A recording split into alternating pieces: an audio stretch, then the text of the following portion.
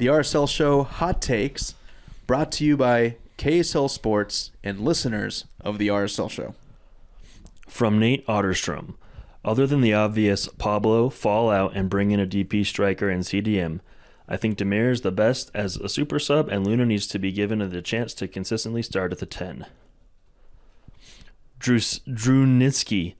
RSL should be owned by the individual, not by the individual, but by the fans. James C. Bowes. Why have we not learned the one-touch shot? This is something that most young soccer players want and love to do. Why is RSL so selfless when they get inside the 18? Eric Walker. Pablo needs a better tactical approach than play hard for each other. John, crazy last name. Not sure they're exactly hot, but Pablo out. Bench Dami for Luna and play Luna at the 10. And Julio should be a super sub, not a starter. Brock. Tired of your team? Want your mom to be proud of you again? Here's your chance. For the next 6 hours, we're accepting all ex-RSL fans to become LAFC fans.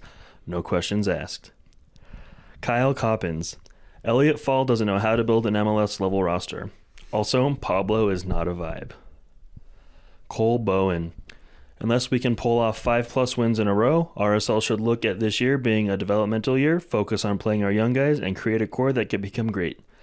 I love guys like Demir and Miram, but we aren't going to win or grow this year with this team.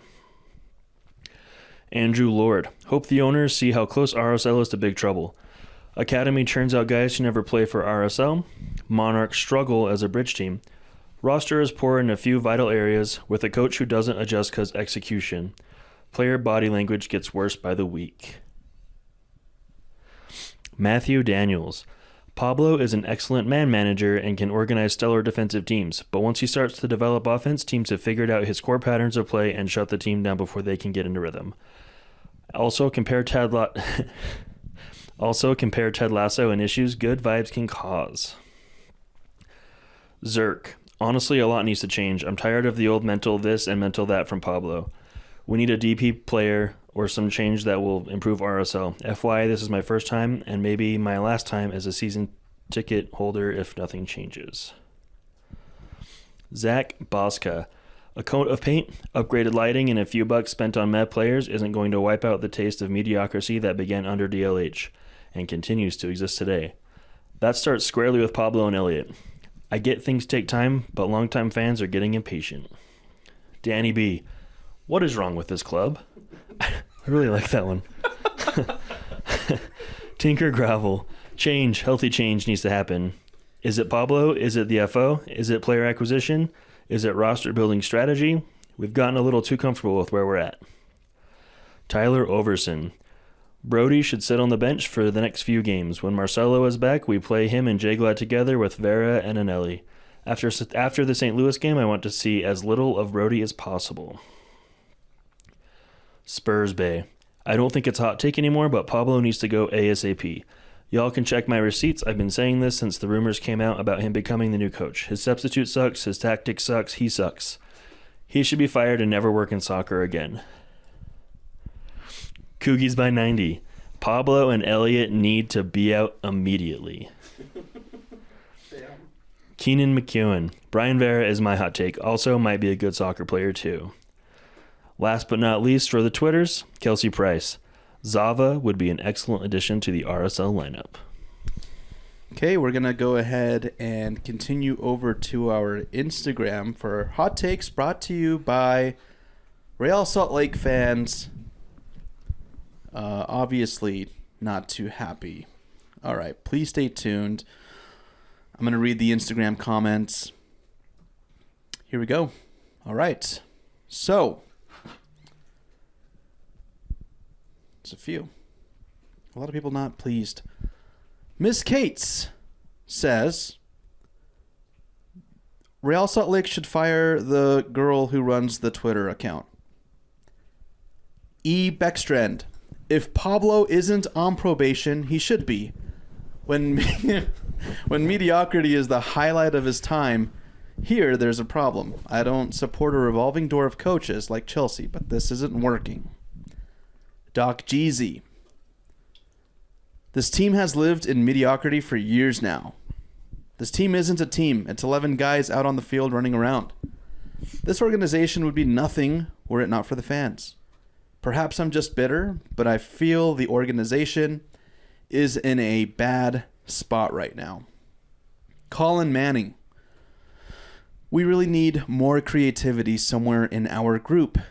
Everything looks so static most of the time, and we can't even complete easy static passes a lot of the time. We settle into the match too much and almost fall asleep. Or, that is at least what happened against St. Louis. Really need that creativity in the midfield and up top. Coach Josh Redleg Wrestling. Moneyball isn't working. Travis Brady.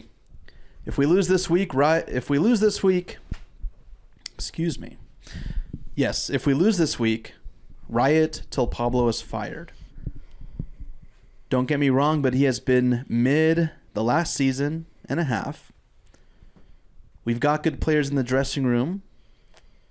Yes, some are new, haven't adjusted all the way. The club should invest into a coach that has proven to do something and not low market coach that will be mid at most. Wow, that's a lot of mids. This whole mid thing, man. Okay. Pendahadas says, admin team needs to be checked. Tweeted, Q in the mean tweets after a 4-0 loss and a 3-game losing streak. Just shows how little the club cares right now. Carson Wilcox. Desperately need a true striker. Julio and Rubin just won't get the job done. Mark Hymas. All this talk of the locker room, quote-unquote, united, seems like BS. Losing will break up that chemistry quick. Afterhand Sam. I'm worried that Anelli and Vera might get the Haziel treatment after a bad loss and we'll never see them on the first team again. Pinaj Tokyo RM. Play all the youth. Ban players older than 28 from starting. If we tank, at least the youth get a lot of experience. We're going to make it to the posts, and then we'll get started, guys. Thanks for hanging out with us here at the Real Salt Lake Show. How do we get to the poll questions? Dude, I don't know how to use Instagram anymore. We need the youths. The youths? The youths. Do it. How do you pull these up? Oh, here we go. Figure this out. Okay. I got it. All right. We asked for responses as well. Wow, we got a lot. Okay. Nino Iba 97. We need to hire a coach outside of the Real Salt Lake organization. Jesse Roberts says we need to sign Zava right away. That's another Ted Lasso joke. Yep. Okay. Backdoor Cops. We need a new formation. Ike Gogna. I take back what I said about high key. Wait, dude, this mid and Slang high key words. stuff just breaks my brain, bro. I'm like too old for this. Ike Gonya says, I take back what I said about high key having a good feeling about this season. Dude, I'm so glad we're like reaching the younger kids, but damn, that's I got really petty and I started looking at Spurs-based old tweets. yeah. Proud of our coach. Yeah. Mike Pecky. Talking to your mic, you have a mic in your hand. I'm not going to say. All right. Keep interrupting. Thanks. Junior producer. All right. Mo Sweatshirt. We're not recording a show or anything. Thanks. All right. Mo Sweatshirt says, love or hate Cordova, losing our striker to another team and failing to sign another 9 is objective failure. Ian Lenars. RSL was overachieving for the last few years. Chang is overperforms his salary? That's a Yeah, makes sense. typo. No? Chang is overperforms his salary? Yeah, he's a low salary player, Okay. thankfully. All right. C. Nagaldino. The days of RSL sitting near the top of the table are over. Tam Gam, thank you, ma'am. And Kyle McKee, Pablo out and fall out. And Mr. Oreo Man, we promised we were going to read all of them. He wrote Demir's shit this season. Okay. Disagree. All right. Hey guys, everybody, welcome to the Real Salt Lake Show, the RSL show on KSL Sports. My name's Andy Munoz. We've got Joshua Clark. What's up, everybody? Alex Napolis and baby junior producer Isaac Munoz, What's up? aka Boss Baby. I feel. You ever see the videos on like SNL where like the celebrities are reading the mean tweets? That's 100% what that felt like. Really? We're just in there reading the mean tweets. But it's like not directed towards us. Don't give the admin any more Ideas. man. Yeah. No, man, if we see a RSL mean tweets video from RSL's TikTok. I'm gonna come for royalties. Yeah. Listen, I will say this. Real Salt Lake's a professional organization. It's a team in the Major League Soccer. All right, Deloy. The Major League Soccers. Get out of here, man. I can't talk. There's a lot of people who love this club. They follow it. For some, it makes or breaks their week when the result comes out. And I'm good for trolls. Like, I love trolling. I mean, you are a troll, so it makes sense. I am a troll. But when your team gets pounded at home, when you're 6-26, when you're losing matches under new ownership, and you're asked to believe, and you're asked to come to the stadium and sell out and show up early and support till you die, and then the Real Salt Lake tweets mocks you, just kind of basically mocks you. It felt very condescending. A lot of the tweets. A lot of them are actually, yeah. A lot of them are, and it's not to say it's on one person, but generally, Twitter accounts adapt a tone that have been set in play by somebody who was there prior. Maybe somebody overtook it. We've seen an evolution in the way that these social media accounts are handled. We all know who is at the helm. We know maybe where the tones are established. But all I'm going to say is just read the room. Just read your fan base. At the end of the day, people care about this club. You may not care about this club, but people do. And I'm not one to say, hey, you should tweet this way and tweet that way. But just understand that outside of the media, people love this club, and they might, I don't know, they might feel it differently than we do. We don't care. Yeah. You could do whatever you want. As the media, we troll, we do all these things. But at the end of the day, I think when you start directing it towards your own fans, it's a little cringy. It's a little cringe. Yeah. A little bit. And it's not like people didn't notice. It wasn't like one or two people pointed it out. The vast majority of the comments were, are you serious? You know what I mean? Yeah. Of course there's going to be mean tweets. Yeah. They'll suck. You deserve it. Yeah. Yeah. If your team sucks that bad, that hard, at home, I think it's warranted. Yeah. But, it's dicey because you don't want to tell people how to do their job, but then also it's come on. Let's think about common sense here. Read the room a little bit. I don't know which one was more embarrassing, the cue the mean tweets or the vibes. The vibes with Pablo or whatever. Yeah. Show the second half. Yeah. You know what I mean? Let's see all the vibes. Yeah. You know what I mean? Yeah. And for me, it's this weird, because I'm cynical, but it's almost like, oh, these fans are dumb. Let's tweet positive stuff. They'll forget. That's what it feels like to me. Yeah. Yeah. But it's also kind of hard to forget when it's a culmination of. It wasn't just one game. No. It's been happening since June 4th of last year, where we just have entered this streak of not being able to get a result, not Mediocrity. being able to, and it's not just the St. Louis game. It goes back to that. Like Andy said, it's 6-26. It's not good enough. Right, but I think with St. Louis, you're home. It's an expansion team.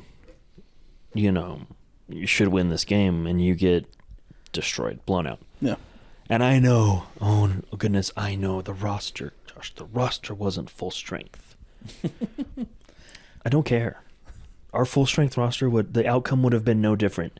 Ojeda wouldn't have closed the gaps in the midfield. You know what I mean? Mm-hmm. Rubin would not have scored. None of it would have helped in that game. Well, and I think the best way to kind of break down what happened on Saturday is to kind of divvy it up by halves. Okay, let's start. Because the first half, in my opinion, was probably the best they've played this year. Yeah, decent game. Absolutely. Decent game, but guess what happened? Halftime came. St. Louis's coach, I forget his name, forgive me, goes in the locker room, makes adjustments. RSL goes in the locker room.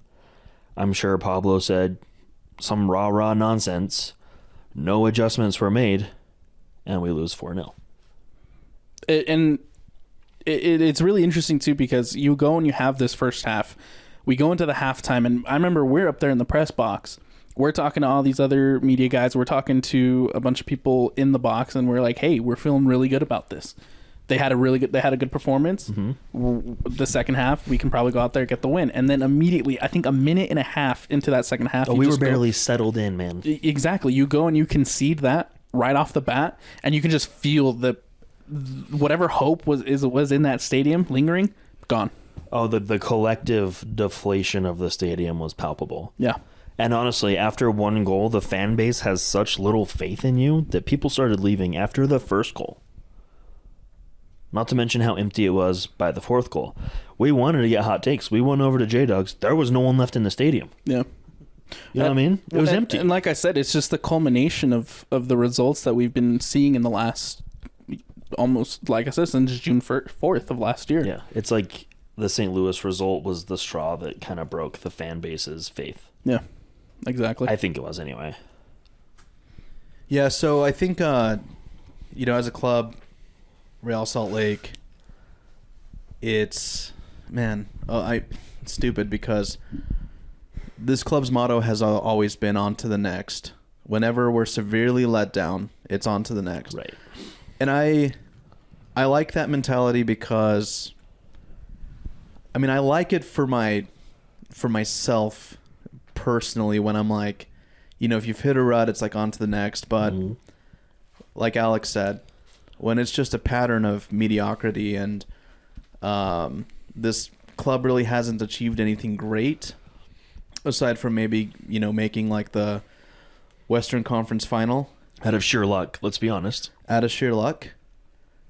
It's when you go back and you visit that stat 6-26. That's damning. It's bad. Yeah. And it's, it goes back to the tweet that we got of the dude who was excited to get season tickets for the first time ever and is now contemplating never buying season tickets again because the entertainment value or the investment that you would think Real Salt Lake would bring you just isn't there. And then when it's met with distasteful tweets from the actual club account. Yeah. You're mad and we don't care. Exactly. When it's met with that, you're just starting to then add layers where, okay, well, shoot, as fans of this club or as media who follows this club, if you don't care, why the hell should we care? Exactly. And how many, I was contacted by 3 or 4 different people basically telling me that the way the tweets were coming across and whatnot and some other things with social media, that they refuse to even go to games because they find it like disturbing in ways. And I think that's a problem. Absolutely is a problem. That's a big problem. Are you kidding me? Your social media team's keeping people from showing up? Yeah. That's scary. It is. It is. And I'm not like just trying to talk smack here. Like I legitimately was contacted by people.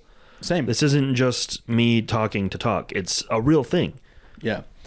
So it's very touchy ground because as somebody who creates content professionally for a national company, if I were to do something like that at my 9-to-5, my career, and it was reflecting that poorly on people who love your brand to the point where now you've got proof of people saying, hey, I don't want to go to games. I don't care to go to games because of the tones that the club's putting out. Mm-hmm. That's a problem. Yeah. It's a major problem. And I don't care how awesome people might think somebody is. It's just it's an opportunity to look at the response, and it's an opportunity to adjust. I would hope that they would adjust the tone, because I hope someone's talked clearly- to someone and said, let's not do that again. Yeah, because clearly it's so off-putting. And I'm not gonna lie. It was off-putting to me too. And I sent a screenshot immediately to you guys and was like, the hell is this? it's off-putting. It's not representative of the Real Salt Lake that I supported growing up. And maybe that's just a very boomer thing to say, but you expect more. Right. Just how Real Salt Lake expects more out of their fan base. We expect more out of them. It's a mutual Respect. relationship. Yep. It's a mutual respect. Yep. And I think that when you start disrespecting the one thing that matters the most, when you remove soccer, it's the fans, the fandom, the people who are paying for your product. When you start to disrespect them, that's a big problem. That also, like, if I'm a player and I see that coming from my club, I can't imagine Demir agrees with that. You know what I mean? I would hope not. I can't imagine the players are like, yeah, they'll get over it. You know what I mean? There's no way. Yeah. So maybe it's trendy. I mean, I get the trolling thing. I get the trolling thing. I feel like they're trying to be like the Wendy's account that, you know those accounts that like will say something mean to someone that's complaining to them on Twitter. I get it, But that's not the way to go. It's not the way to go at, like, you say cue the mean tweets from Colorado fans after you beat them. You know, not to your own people. no. It's just distasteful, irritating. dude. It's just Let's rub the salt in the wound of gross. our own fans. Yeah, it's gross. Yeah. It's gross. And It's not a good look. And sure, like, it's gotta suck being that admin, just getting blown up. But you know what? You don't have to reply. Or You don't even have to read it. be factual. Yeah. Say, And yes, just, we hey, lost. We lost. Here's the score line. 4-0. On to the next one. Hey, thank you to the fans who stuck it to the end. That's Yeah. it. Boom. You don't need to throw salt back.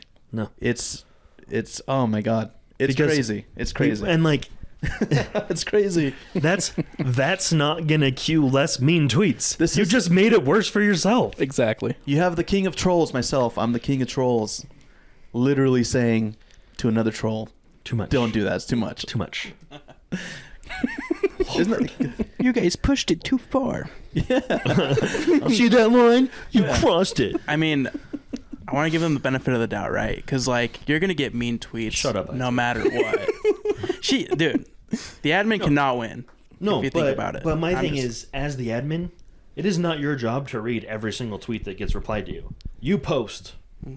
And I think what That's Isaac, it. I think what Isaac's trying to say is just there's a time and a place for it. Exactly. And after a After you 4-0 get loss destroyed at at home. home, it's not. It's Not not. at And you're just inviting that negativity in your replies because you're posting that towards the fans. Yeah. Yeah. So, you know what's crazy? What's interesting is from the club or people at the club, like we've heard before back in the day that Kyle Beckerman was very expressive about how the social media accounts were ran, what was shared, what was tweeted, and he would get on the case of people who ran those accounts because he didn't want the club to be represented in a way that would basically like tarnish the legacy of Real Salt Lake. Right. Absolutely. Let's go back. Let's peel it back a little bit. Jump in the way, way back machine. It's crazy, man. The fact that this team is struggling and the fact that we're talking about social media is so stupid. It's annoying, dude. It's so stupid. You know what? Let's just move past this. I'll leave this one thing. dumb. I currently feel like Deloy's still in charge. That's a statement. That's all it is. No one cares. I like that. You don't care enough to respect your fan base. Right. And you're just like, whatever. It's our I'm job. I'm going to tweet this. I don't Yeah. care. Yeah. I'm me.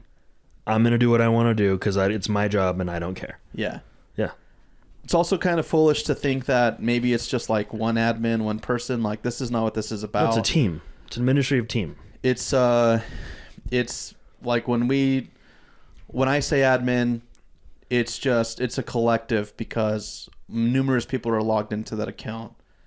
And I think that, I mean, they need to like clean that up because you don't see other clubs talking that way to their fan base. No, and if they did, they would get the same reaction. Or worse. Yeah. Or worse, dude. Like there's, people will say that in the past it's gone two ways for us. People say that we're like in bed with the club, or some people will say, "Oh, I love you guys because you guys are like so unhinged and you guys say whatever you guys want." Mm-hmm. I just, there's other media outlets like podcasts, for Austin FC, SKC that are just like way more unhinged than we are. Mm-hmm. And I just couldn't imagine the things that they would say. I mean, we're putting this lightly. All I'm saying is like really take a hard look at who you think you're talking to. Listen, the media, we're different than the fan base. I mean, at times that can mix. And I get that people at the club may not like things that we say. But as a whole, when you're tweeting, you should really treat it like you're talking to the fan base. Right, you're talking to 6-year-old Johnny. You know what I mean? Exactly. Bro, can you imagine just being like a young kid and you love this club and you're starting to like understand and you're like on Twitter and then suddenly your favorite club's like telling you to go kick rocks. Yes. But we'll see you next week. Be on time, be early, be loud, be proud. I don't know. Maybe we're making this a big deal, but this is the first time that I've had people who I haven't heard from literally in years or like reach out to me on IG DMs and be like, yo, what the hell is this? Yeah. Like, what is this? Yeah, is this a joke that we don't know about? Yeah. I had someone ask if this was a weird inside joke. No, it's not. No. It's just, that's crazy, dude. And So- listen, oh my God, please don't treat social media accounts like they're your personal accounts. For the love of God. This is a Real Salt Lake account. Please treat it like a soccer account, please. Yeah. That's it. And enough of Justin Glad. So, Alex, Let's talk. Yeah. let's talk about the post game. Yeah. What do you want to know? Obviously it was... Hang on, stop. Okay. Do we sound like boomers, Alex and Isaac? Do we sound like boomers? No, absolutely not. No, you guys are like very, very justified. Because like the more I'm thinking about it, the more I'm like, yeah, that makes a lot of sense, and it sucks that they would tweet something like that. Right, you expect that from your rival team. Right. Yeah. I had people in Isaac's age group who are like 7 years younger than me, 8 years younger than me, also reaching out and being like, yo, like, what is this? Or from the comments that you saw, like, hey, like F this. Like, I'm not cool with this, right? Oh, go read the replies to, and honestly, I think some of the tweets were deleted because there was more than two. There was a couple that I read that was kind of weird, but the replies were not a majority like, oh yeah, here comes mean people. It was all mean people. Yeah. So You know what I mean? I just want to make sure because I'm afraid of sounding understand- like an old person. Yes. I understand that Josh and I are getting older and like maybe the world and the perspective has changed, but I mean, dude, like you wouldn't see the Utah Jazz tweeting like that to You'd their hope fan not. base. You'd hope not. You would never see it. Yeah. Because they've got standards, yo. All right, Anyway, continue on. I vaguely remember Pablo saying something about, if you don't score the first goal, mentalities change. I take an issue with that. What is your grievance with that? Well, what have we needed for the last, 10 years? Probably it's shoe number 9. Yeah, a goal scorer, right? Yeah. No wonder why we're not scoring the goals first, my guys. Look, I went into that presser after the game, and I asked him 3 questions. And I feel like the answer to all 3 of those questions were we need to score goals. Which is great. We do. Yeah. We absolutely do. There's 100% Obvious answer. no Yes. denying that. Yes. But I more so wanted to know how. Yeah, What is the plan on how we're going to get those goals? Right. And that's kind of what my second question was leading into. I asked him what was kind of the lessons that he's learned from this team so far in the first 4 games. And again, it was just we need to score goals, and yeah, we need to score goals. But how? Right, but how are you going to doing? get the service into the box? How are you going to close that gap behind your attack? How are you going to get Demir scoring again? How are you going to get any kind of productivity? A free kick. I'll take a free kick. You know what I mean?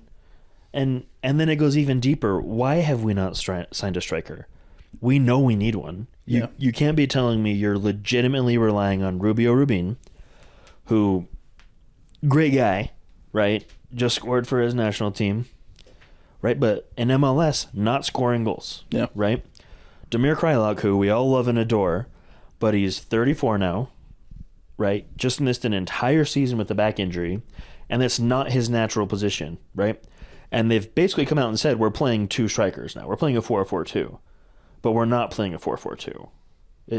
Not In lineup we are, but in tactics we aren't. no, and Hence the exposed space, Exactly. hence the counterattacks, hence not winning, Yeah. right? Our fullbacks are getting overloaded. There's no one protecting our center backs. It's absurd, and we're not seeing any adjustments. We don't have the players to play this style. You need a defensive midfielder for this if you want to do it, right? We just don't have it. So why are we continuing to do this? Why, this hurts me. Why is Damir starting? Yeah. It's hurting us. I agree with you. He should be coming off the bench. Just fresh off the injury and not being involved with it, and then adding the new pieces. Right, and it doesn't fit the formation, right? Why Save are we him. doing this? Just save him. I mean, I maybe we were putting too much belief into Damir Kreilach because I am one of those, but clearly it's just not doing anything for us at this point. Well, don't get me wrong. I adore Damir. Yes, But I don't like the fact that the FO has used him as an excuse to not go sign a difference maker. Yeah. Right? It makes zero sense to me, and it really just it leads me to believe there's bigger issues, right? Also, we're not doing well. Why are we not playing the kids? I know Anelli played, right? Injuries. That's why he played. Yes. Why have we not seen Gavin Beaver's minutes, right? Why are we not seeing some of these other young guys get some time? And we're just watching these aging players go fail. Yeah. They're not being supported with younger guys. They're not being played in positions that suit them well. They're not being adjusted tactically to win a game. It's Pablo's way or the highway, it seems, and it's clearly obvious he has his guys that he's getting minutes to. It's clearly obvious that's not changing anytime soon. And it's clearly obvious that without a miracle or us suddenly clicking and figuring out what we're doing, we're not going to win games this year. Yeah. I think my biggest issue and the biggest reason why I'm upset after that performance is because we've sat here for 5 weeks in a row now, however long the season's been, and we've talked about the same issues. It's the midfield that's not linking up. We have no attack, and we've seen no changes. And that's the biggest frustrating thing for me, is that we're not seeing any changes on what's happening on the field. Like you said, Pablo is so set in the tactic that we're not adjusting to teams. Other teams are adjusting to us. Yeah, Seattle beat did. us. Seattle did amazingly at it. Austin did a great job at it. But it's not hard to. We show our biggest vulnerabilities. Well, then that's the same thing. We're coming out and we're playing in the same way over and over again. It's so obvious, and we're not seeing those changes. I think you're right. Well, we need to see possibly Damir not in the starting 11, and maybe play him up top. But I think maybe play him in the midfield where he belongs, or in the midfield. But he's not the 10 that we need right now. We need more creativity in the attack. We need more creativity in the midfield, and we're just not seeing it right now. We're not seeing much of anything. Let's be honest. And what the other frustrating part is Pablo has his guys, Freddie had his guys, Petke had his guys. Where is the front office and the president of soccer and the GM saying, hey, you know what? I know you like these guys, but we have these kids that are pretty damn good. Maybe we should play them. Or that's not working. Let's play someone else. You know what I mean? Like, where's the self-awareness of all these issues? But when you think like that, do you think that the front office has anybody that would have the backbone to go and tell Pablo that? The GM needs to have. As a GM, that is your job. So do you think that Elliot Fall is that person? No, clearly not. Clearly not. And neither was Craig Weibel. Garth was. These guys aren't. And it's showing. I mean, I'm just so over it, man. I'm so over it. That's damn. And over it from Josh. Game week 5, and I don't even want to watch the games right now. It's painful. It is painful. There is nothing going on with RSL that gives me hope right now. Are we going to see Luna play and develop? No. Why would we do that? Why would we play him? Are we going to see Gavers play and develop? No. But let's tweet about all these homegrowns we're signing and all these homegrowns we have. Yeah, none of them are going to see the field. You know what I mean? Maybe we can sell the guy one day. No, he's not going to play, so we're not going to sell him, right? Oh, how's Dallas and Philadelphia selling all these guys for all these millions of dollars? I don't know. Maybe because their kids are playing. That's what we want to be. That is 100% what we want to be, but we aren't. We can. Yeah. We have plenty of... Taylor Booth just played for the national team. Yeah. I know this was a long time ago that he was here, but we have that quality coming through. Yeah. You know what I mean? Like the homegrowns we've brought up in the past, Brody, Glad, Herrera, Lennon, Ochoa for a time, like they've all gone and done things. They've turned out. They obviously haven't gone and moved to Europe and, made millions, but they've done things. Keep trying. Keep playing the kids. Instead, we loan them out to a USL 7 team, and they don't even get in the 18, or we play them on the Monarchs and say, oh, maybe one day they'll be ready. They never start for the first team, unless someone gets hurt and they're forced to. And then the second they make a mistake, back out on them. So do you think Real Salt Lake, it sounds like the FO has how do I word this? They're afraid to take risks. Would you say that assessment is right? That's what it feels like. But being afraid's not paying off for them. I don't know how you can look at yourself being 6-26 and be like, guys, we're doing a pretty damn good job. Rah, rah. How the alarm bells aren't going off. How we went through an entire offseason and didn't fill 2 huge positions we needed. Are you telling me we don't even have to buy someone, but you're telling me in all of the Blitzer clubs there's not like a semi-decent striker that needs minutes or a semi-decent CDM that needs some minutes? Yeah. Loan them over. Like, what's going on? We have these international spots from trades. We have all this Gam and Tam just sitting there. Yeah. And one thing that was announced was the MLS All-Star DC. We have 0 All-Stars this year, guaranteed. That's what I was going to get to, is how crazy is it that we don't even have... sure, from like a veteran status or like, hey, let's just throw this name in there because we know they're not going to get selected in the voting. We might have 1 or 2 of those, but we don't even have, I feel, an MLS All-Star-esque roster player right now. Alex, do you feel maybe Brian Vera, honestly? But he's just got here. You know what I mean? He was impressive. I'll give him that. He was impressive. But who's going to the All-Star game? Justin Glad with his goal-scoring lead in the team right now? And that's going to be what? Would that be like the second year where we don't have... We had Demir last year. 2 years ago. Sorry, it's been 2 years. Ago, yeah. Wow. 2 years ago. Because we didn't have any representation. We didn't have anyone last year. Yeah, we didn't have anything last year in Minnesota. And don't get me wrong, it's rare that we do have someone, right? It's rare. But usually there's someone that we're like, oh, he's... if he didn't play for Salt Lake, he'd be an All-Star. There's no one this year. Not a single player that I would be like, he deserves it. Nah. Yeah. And, this is, to be clear, I don't think that we're going... one thing that I haven't really heard much of is putting the blame on certain players. Because, one thing that stood out from the last match was the pass back that led to a goal from Pablo Ruiz, but I don't even fault Pablo Ruiz with that. You had no options. At that point you can't. And I think that's telling that, okay, the problem on the field isn't so much the players than it is... It's how they're set up. Exactly. It's how they're lined up. I guess that's the same as setup. It's the coaching and it's the players available for selection. I don't think the system that we're playing right now is suiting the quality and the talent that we do have Absolutely on this not. roster. We have 74 wingers Yeah. and some creative midfielders. Mm-hmm. And we're playing with inverted outside backs in a 4-4-2 with no center defensive midfielder. We're literally shooting the ball over the top and hoping Demir and whoever's up there with him. We have a right winger, 1 forward that doesn't score, and Demir playing in our forward positions.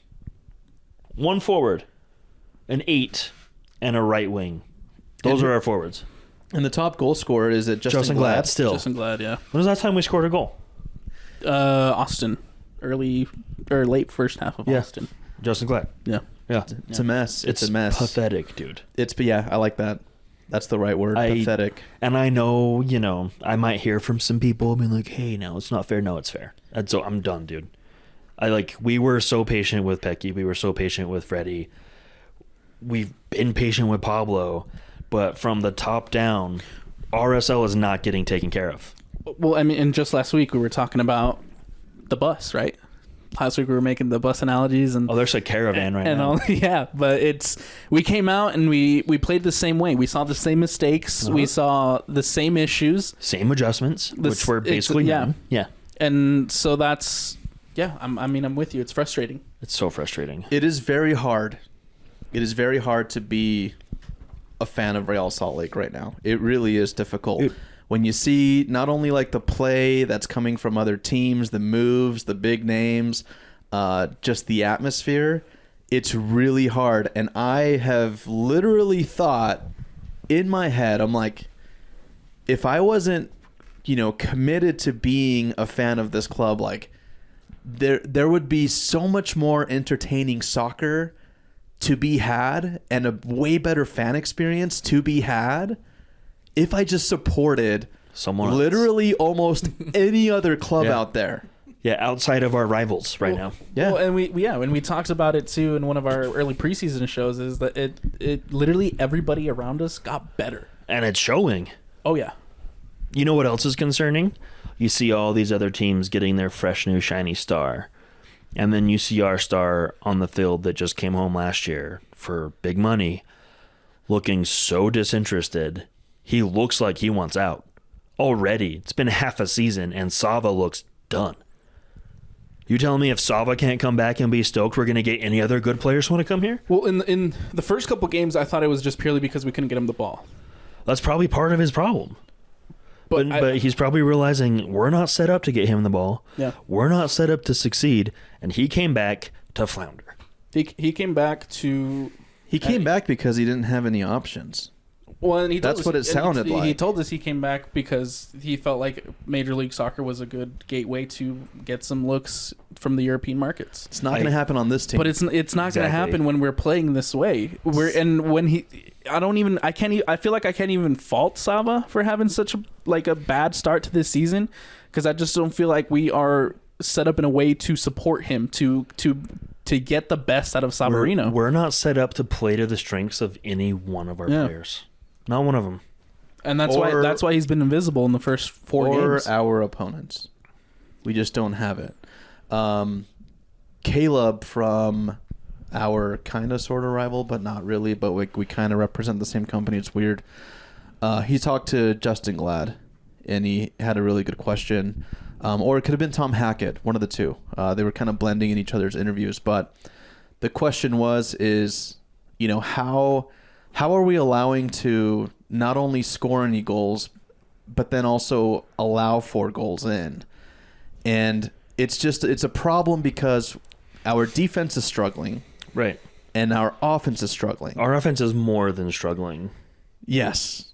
And the thing is I think we said this on the other show. It's either or usually. And you can usually forgive one. But it's both, dude. Like we're the Titanic, but we got hit by 2 icebergs, right, in the rear and the front. It's not like we're holding teams to 0-0 results and just can't get a goal. And we're just getting our asses kicked. And the captain of the ship is like, well, if we just didn't hit any icebergs, guys, right, we'd make it. Yeah. If we would have steered a little harder, maybe invented radar sooner, we'd be okay. The problems I have is... or the issue I have. If Jack Dawson wasn't just like... You just got to be Rose letting the team down. Yeah, it's bad, man. But and that's honestly my biggest issue is these problems are so recurring and so obvious to everyone. And we've been so patient. We've been so nice about it. Josh, we've been so nice about it on the RSL show. It's killing me to be so nice about it, but now I finally feel free to say what I've been feeling, right? And... like because I said, the criticism is justified. It is now? You can't tell me it's not. You cannot defend this and put a positive spin on it. I'm sorry. Well, hang on, though. We got new murals. I don't care. We got a cool light show. None of that should involve a player budget. That was cool last year. Now, but this is the year where we expect better product on the field. But we were all told that none of that came out of player budgets. Well, and that just goes back to, why do we have an open DP slot? What? Why do we have all these open international roster spots? We just, why can't we sign a striker? I know it's got to be a hard job finding one, but like, we can't find one. Look, and I don't want to hear the small market excuse. I don't either. It's Major League Soccer. People, young guys with futures want to come to Major League Soccer right now. Bro, we ain't small market, dude. Have you seen rent prices? We're paying out the ass like it's California, bro. Yeah. We're like almost getting to New York price. Well, maybe not. Yeah. Well, I'm But sorry. you know what I have mean. a huge TV viewership, Yeah. but yeah, it's, I don't know. It If SKC can sign a guy like Alan Pulido or attract even interest from Cristiano Ronaldo, yeah. like, I know it's a small market, it's a little harder, but like, it's doable. It's doable. Well, I'll even go as far as to say is to look back at like Philadelphia a couple years ago when they were considered a small market. Yeah. They were able to attract some pretty good Right. players who not a lot of people knew about until they got to Right. Philadelphia. They don't have to, I'm not saying we need to go sign, the biggest name in the Premier League, but like, someone that can score 10 There are goals. diamonds in the rough in like the second division in the championship. There's in probably England. diamonds in the rough in our academy and the Monarchs right now that just haven't had a chance. There you go. Yeah. NYCFC bringing Richie Ledesma over from PSV on loan. We all know how some of us feel about that, but the biggest thing that, with the acquisition from the new ownership was the Blitzer Group. Mm-hmm. And we've seen how really it hasn't done much for us except brought people over who maybe were hyped, but then didn't really contribute much. The only one that contributed was Kadrova. Yeah. Am I missing anyone? I would say that's the Yeah. only standout. Yeah. I can't remember that outside back. Kablan. Come on. He was here 3 months. Oh, yeah. I forgot all about him. Who else? I think he only played a game, right? Yeah, maybe one. So here's the point with that. So we were also stoked on the Blitzer Group. It was big news. Hey, it's linked to all these clubs. Going to be able to bring on talent from loans. The relationships are easier. So why is it that this relationship exists, but we still have so many holes left in the roster? Or to your point, Josh, forwards. Yeah. There's got to be somebody out there that they can pull from. But what's the problem? No idea. What's the problem? No idea. I don't know if Elliot and Pablo aren't seeing eye to eyes on guys they're interested in.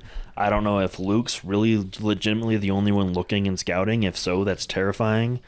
I don't know if the ownership's just flat out refusing to spend money, but that can't be true because they brought in Andres Gomez for a record transfer, right? Who looks like he may turn out he's going to come good, right? He's at bright spots. It's the players, and like you said earlier, Andy, like the players themselves aren't the problem.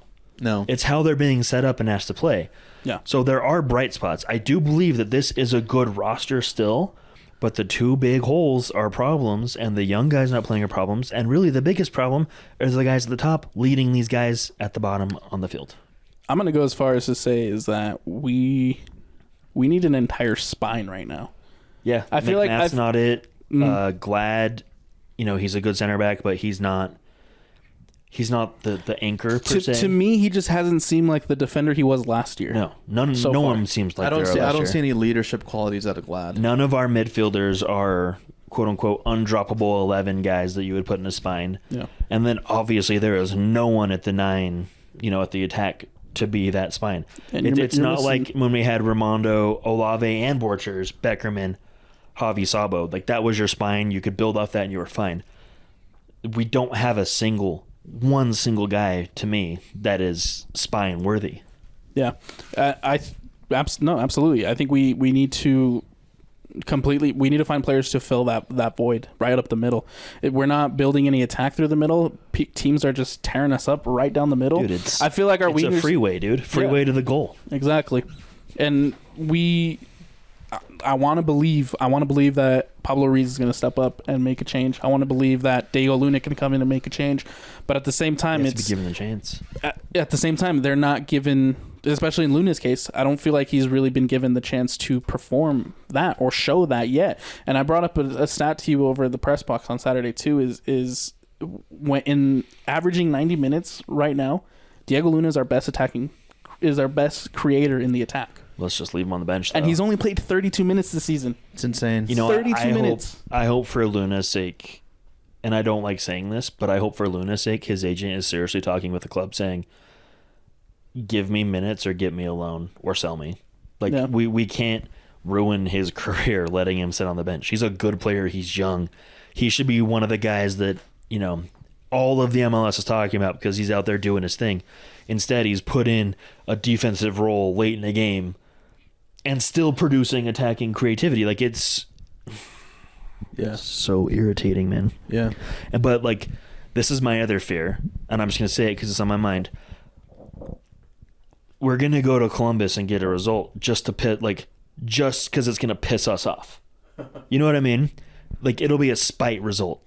I don't know, though, man. I don't think so either. But, like, that's historically that's what happens. But then you see 6 for 20 out of 26. You're like, probably not. But and I also want to take historics away for a minute because historically we've been good at bouncing back from losses under Pablo Mastroeni. Not at home, though. Like, the home losses, that's new.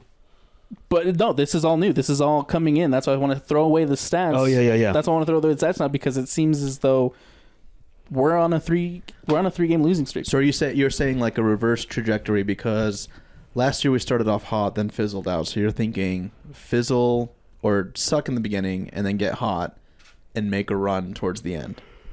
I don't see a run this year, man. I'm usually the guy that's like, yeah, I hope so. That would be cool. But I just don't, unless there's some major change in the formation, a major change when it comes to a signing. They're not going to fire Elliott. They're not going to fire Pablo. If they do, it'll be after summer. We're going to be stuck with them for a while. It's weird how people in the organization just feel untouchable. It's so weird. That's an issue.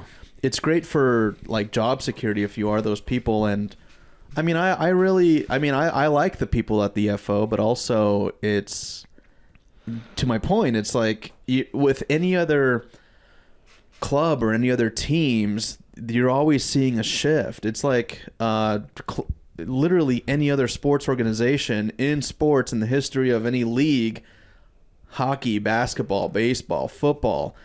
If you're 6-26 and you're starting the season off how you are now and your key players or key pieces just isn't moving the needle and everyone's unhappy, how do people still have jobs? I just don't understand it. Maybe it's the benefit of being like that small market. You're under the radar, right? I know we hate saying small market, but flying under the radar, being okay with mediocrity. I mean, maybe that's just the advantage of being off the radar is that you can suck and you can have your job and everything is happy-go-lucky. And you just keep saying on to the next one. Well, and I want to counter that by saying, look at European leagues. Even the Burnleys, the Leeds, the bottom feeders, the teams battling relegation. If you're 6-26 in Europe, you're gone.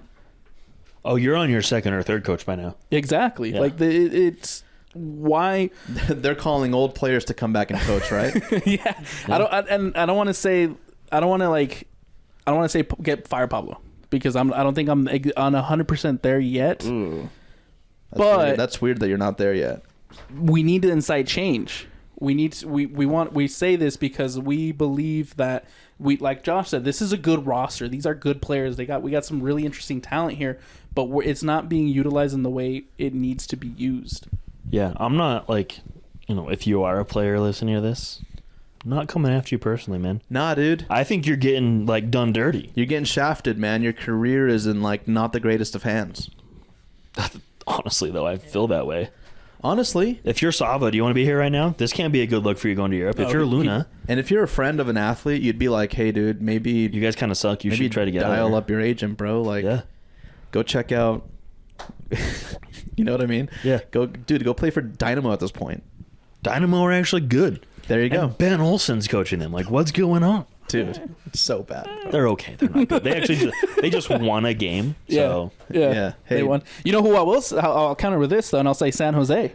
Yeah, but San Jose, their issues have been different because they do bring in players. Well, here's the thing too: is they've brought in players, they've made coaching changes, but this offseason was a little bit different because they actually cleared house. Yeah. They looked at the front office and they said we need to change this, and this. They brought in key components. They started rebuilding that roster, and I think San Jose is onto something right now. Yeah. I've always loved the Earthquakes, dude. I've always loved them just because of Wondolowski back in the day. But we can agree that they've been an okay team for Yeah. so many years. Yeah, of course, man. Yeah. Well, dude, Real Salt Lake's been an okay team, but as soon as like somebody spat out that 6-26, like it really put it into perspective, and it's like it whoa, settled, right? Yeah. But see that. So our mentality coming into this, right? We weren't necessarily 6-26. We were probably what 3-26. No, we were 5-20 something, right? Yeah, 5-25. But it didn't feel that way. And I think it's because, like we were talking about earlier, we'll get that result or two, and we'll all start having faith again. You know what I mean? Like, you also we just got into this weird pattern. Bro, you also didn't have the club being like, yo, shut up. Like, right. Well, this is weren't okay. We weren't getting demolished at home and that on top of it, right? Like, now it's just like there seems like there's no sunshine. It's like you're making us pay attention, and now you're drawing the wrong kind of attention. And it kind of sucks to say this 5 games into the season, but this Saturday's game just feels so pivotal to the season that we're going to have. If we go to Columbus and we see some changes in the starting 11 and we see some changes in the tactics, some changes in the formation, maybe I'll feel a little bit better, right? Yeah, but I want to see change, and we just haven't seen it. Exactly. And if we go to Columbus and we come out with the same formation, the same tactics, the same idea, the same style of play, it's going to be a long season, boys. Well, and if they come out against Columbus and don't do anything differently, yeah, right? That's literally them telling us our way or the highway. We don't care. Yeah. So, and I'm not going to accept if they go there and hunker back formation either, right? I want to see a radical change in the formation. I want to see a radical change in how we attack. Not just let's go sit back and try to get a draw in Columbus and right the ship. No. Go out there and get after it. Play the kids. Score a goal, man. Like something. Yeah, so I, at this point, would love... I would love to see RSL win, but it's got to be like a dominating win to get the trust and get the quote-unquote vibes back. Okay, like we got to go in there and just absolutely demolish this team. It's going to be more than one, too. It needs to be a few. Yeah, you can't just win one game. That's what I'm saying. Yeah. Well, actually, I think I understood you wrong. I thought you were talking in terms of goals. No, if we go into Columbus and score 6 goals, I'll be like, cool, that was cool. It's got to be 6? It's got to be a big number. Yeah. But I was thinking like 3-0. But the next game, I'm still going to be pessimistic and nervous. Yeah. Until we do that, not 6-0 every game, but until we win consistently, maybe out of a run of, 8 of 10 or something like that, I'm not going to feel good. Yeah, so I need to see a win in Columbus to be won back. And I need to see it be won by a few goals. If it's like a 1-0 skirt, 2-1, penalty kicks or something, I'm not going to feel good about it. But what I think this club needs, I think what this club needs for the good of the club and like the future and to really get the just the gears spinning, they need to get their ass kicked again. And I hate to say that, but that's it's true. I've also heard and semi feel the same way from a lot of people that they kind of hope nothing changes for a little bit to really drive home the fact that this is not working. Let it tank.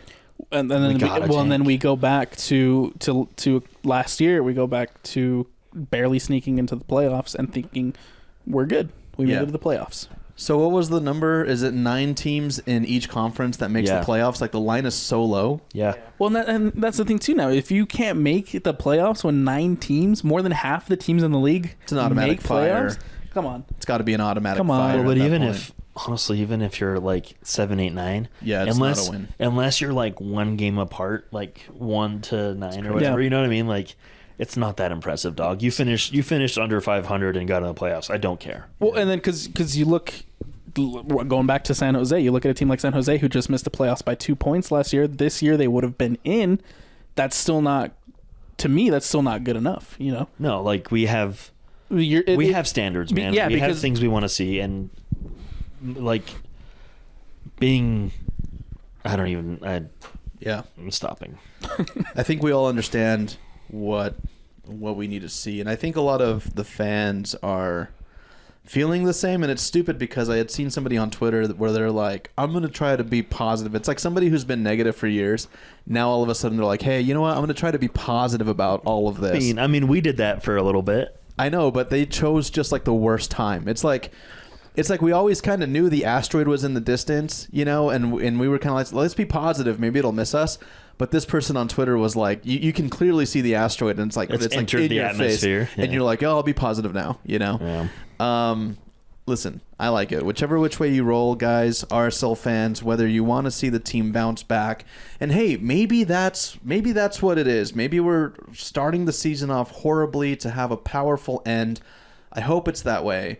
But however you're feeling, I think is justified on both sides. And if you're upset as much as we are about just everything, minus the players, which is crazy because usually it's on the players' backs. You're warranted to feel the frustration. You're warranted to be pissed. You're warranted to be in a position where you don't even know if you want to watch the games. You don't know if you want to come to the games. You would rather go actually do something productive with either family members or go on dates or go on hikes or whatever it is. You don't want to buy season tickets. You want to leave the stadium empty. 100% justified right now. But it's also justified if you want to be positive and you want to go. There's no wrong answer here. But my plea is like, let's not try to tell each other how to feel right now. You know what I mean? I think the funniest thing I saw on Twitter leading up to this recording was a person who was saying to be positive because we're 4 games into the season. And yeah, we're 4 games into the season. Right. But again, we could be pumped in 6 months. Exactly. But again, I feel like this has just been building up because of how bad we ended last season. Right. Well, and it also, I think for a lot of us, it gives us a little bit of PTSD from Kassar. It gives us a little PTSD from Picky. Gives us a little PTSD from Freddie. You know what I mean? Like, it's not like we haven't been through this song and dance before. There's been plenty of seasons. I remember when we needed a center back terribly because Wingert was playing center back for some reason because everyone was hurt. You know what I mean? Like, there's always been a need in a position with coaches we've had that have not been performing, that have been stuck with their guys and stuck with their formations. It's like a recurring pattern. And I think we all see it. No, absolutely. Very cool. With that, I would like to conclude. We're at about an hour. That was a quick hour. It's been an hour, yeah. Whoa. Isaac, what do you think? Sorry, man. My head just hurts, dude. After hearing all this stuff, I can't even. I want to swear. He's speechless. I want to swear. He wants to do the swears. Yeah. He's so mad. Andy, are you impressed we've done this without just popping off with swears? Yeah, of course, man. Yeah, you guys are doing great. Let's go around the league to some teams that actually had exciting soccer. And you know what? I was going to ask, like, if you had to support a different team, like, which one would it be? We've had this combo before. Dude, but there's like so many. There's some fun ones out there. But I think like right now, man, at the growth of this city and the soccer fans that are, being created daily and the people that are moving here who have an opportunity to really fall in love with Real Salt Lake and to fall in love with the backdrop of the mountains and to fall in love with like the warm summer feel of a night game at America First Field. Like, you have all those opportunities to pull those people in and create a new fan base. We're just missing them. We need to go back to delivering a good product and then also just treat the fans with respect. You're not going to win over fans by being this gross troll on the internet. I'm sorry. Maybe it works for the RSL show, but I don't think it's going to work for Real Salt Lake. Let's talk about some soccer across the league. Let's start with the recap of Week 5. Week 5 of Major League Soccer. So Portland and Galaxy full-time 0-0. Snooze fest. I mean, at least we're not the only ones that suck. Dude, Portland look rough. So does LA, dude. Really, really just nothing. We got Charlotte, New York Red Bulls. No one really cares about those guys. 1-1. Orlando City beating Philadelphia 2-1. Kind of a surprise, honestly, because it's in Philly. Their long home winning streak busted right there. I think Philly's more focused on Champions League. At the Yeah, moment. they're Seattle of last year. Yeah, pretty much. We've got New England over DC 2-1. Gustavo Bo with a screamer of a goal. Which also, New England, kind of good this year. Yeah. Right. I'm sure Bobby Wood's pumped to be there, honestly. Yeah. Yes. And then, oh, man. Columbus Crew 6-1 over Atlanta United, bro. Who's Just been a score hot. fest. I think to me that's the most surprising result. I mean, yes, every one of these games we can use the but international players excuse, but to beat Atlanta, who's hot, 6-1, that's Oh, man. That's just a fresh ass Well, whipping coming to Real and not Salt to Lake. mention like the guys that scored for Columbus. It was a lot of their kids Christian Yeah. Ramirez with a brace. who's been linked to RSL a few times. Who I'm gonna say not high on. Glad we didn't sign him, but another striker that was linked that we didn't Yeah. get after. I would have taken a Christian Ramirez. Same, would've but I taken also like really want something more, right? But Yeah. I mean, yeah. That's, Christian Ramirez is like getting another Bobby Wood Yeah. or Ruby Rubin, right? Like could come good, could not. So Well, and the only reason Christian's even playing right now is because Cucho's out. yeah, He's injured. so it's crazy. Dude, 6-1 without Cucho. yeah, All right.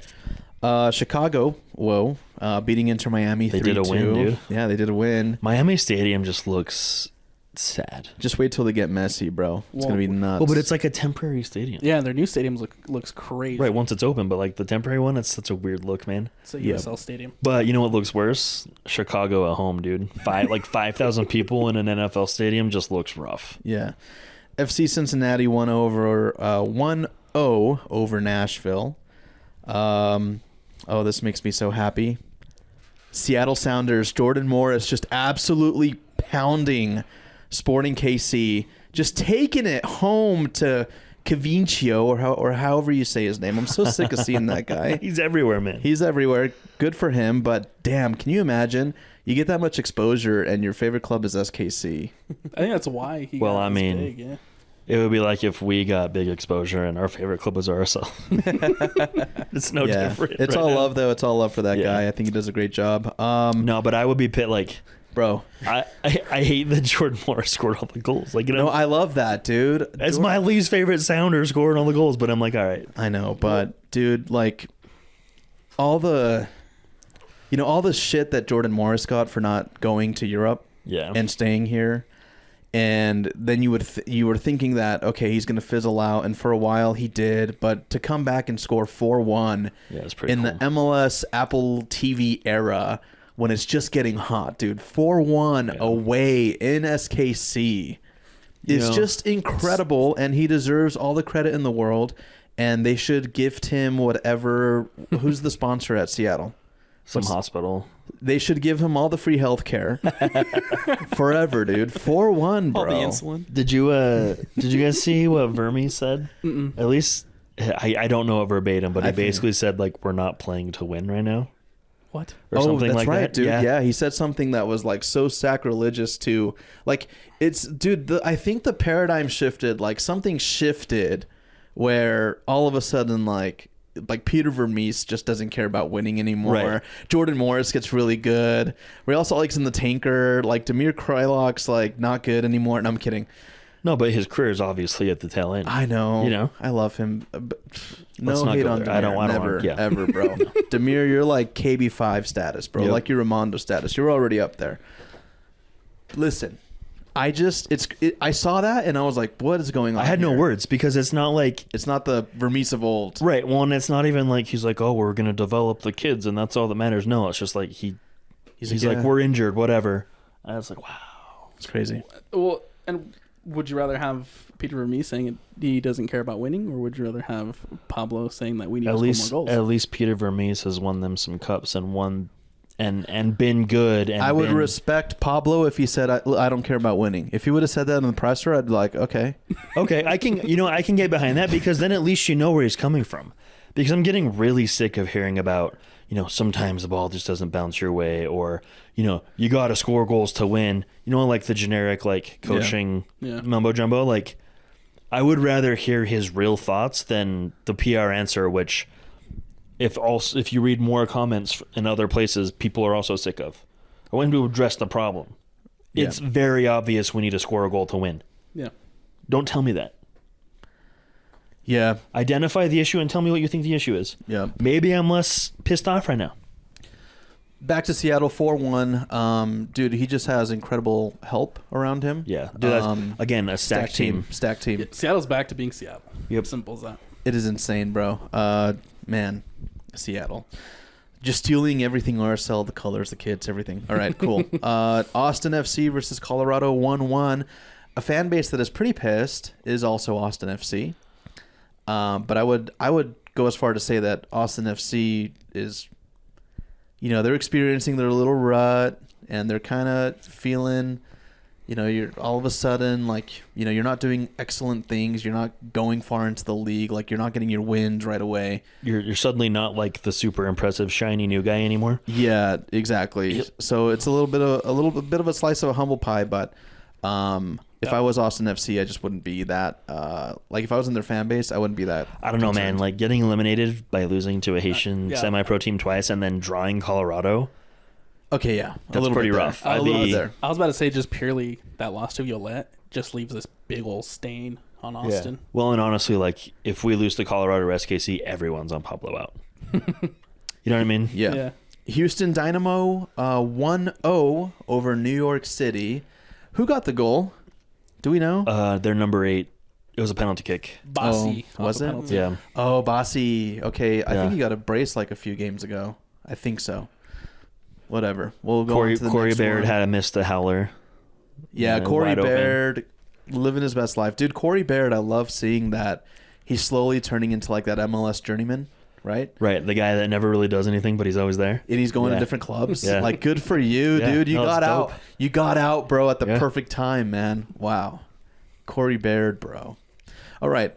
Minnesota, Vancouver 1-1. Snoozer. LAFC over FC Dallas 2-1. It was a Dude, decent game, yeah. LAFC, great win. Let's see if I could recount the goals. The first one kind of gets...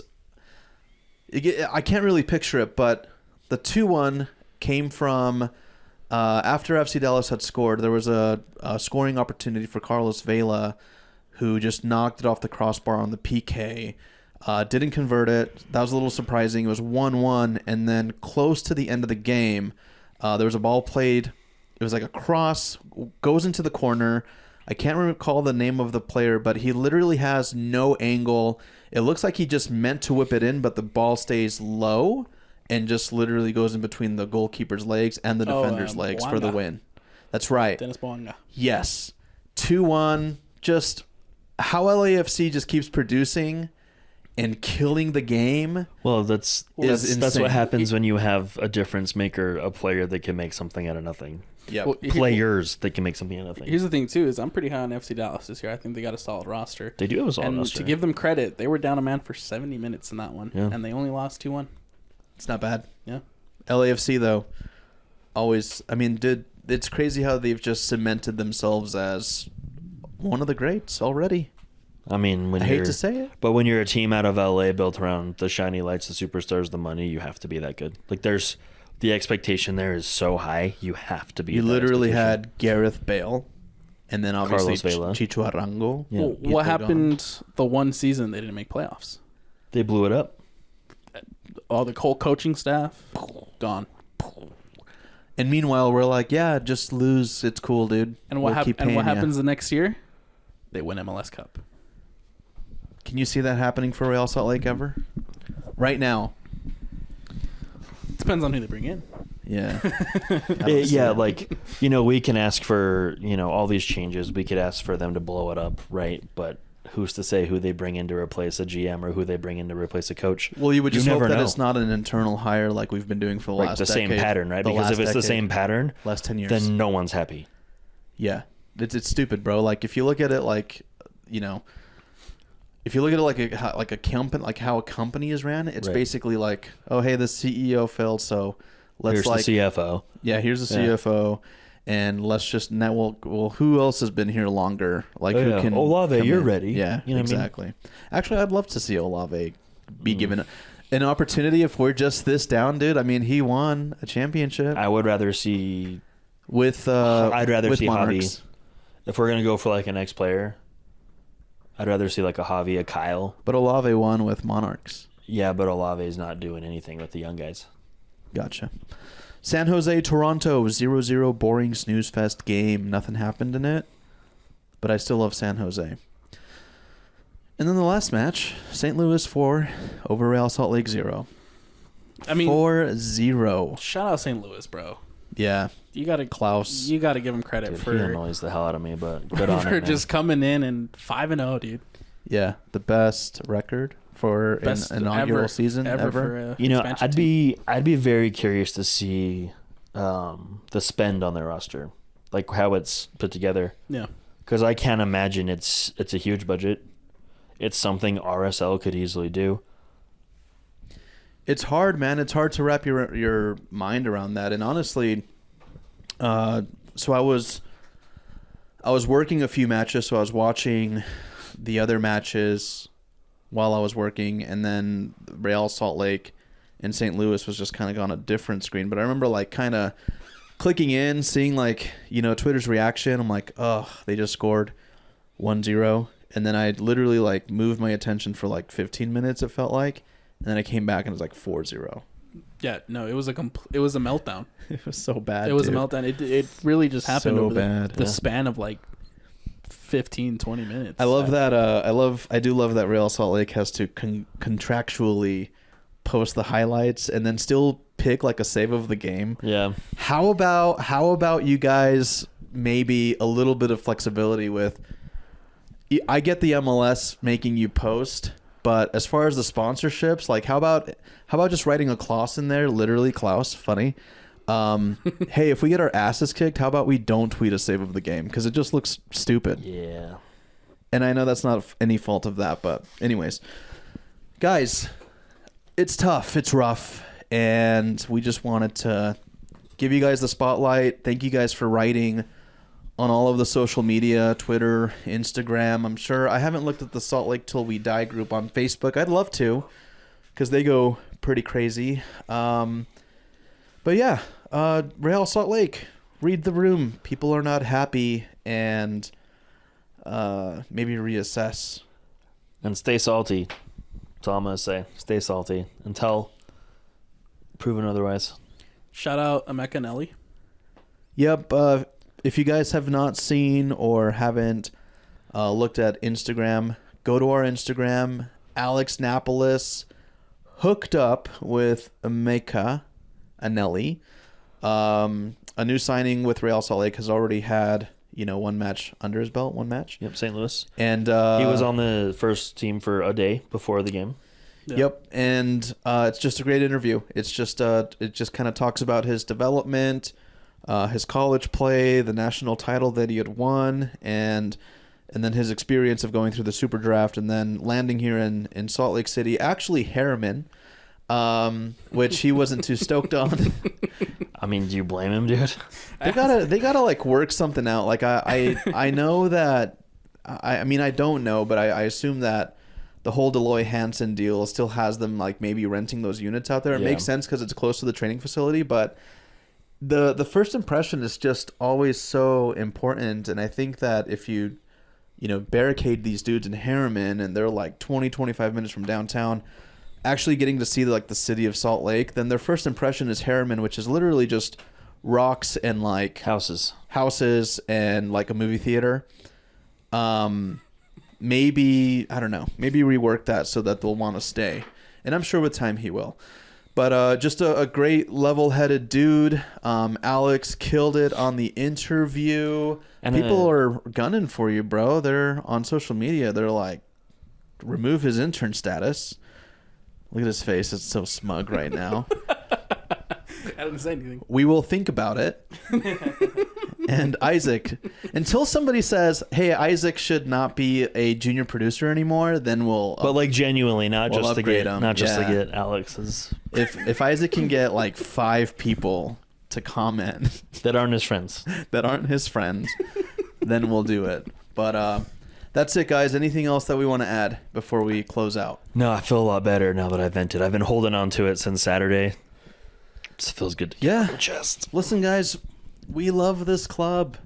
We've seen what they can do. We've seen what the social media team can do. We've seen what people at the FO could do. We've seen what the players can do. We love this team, but damn, are we frustrated.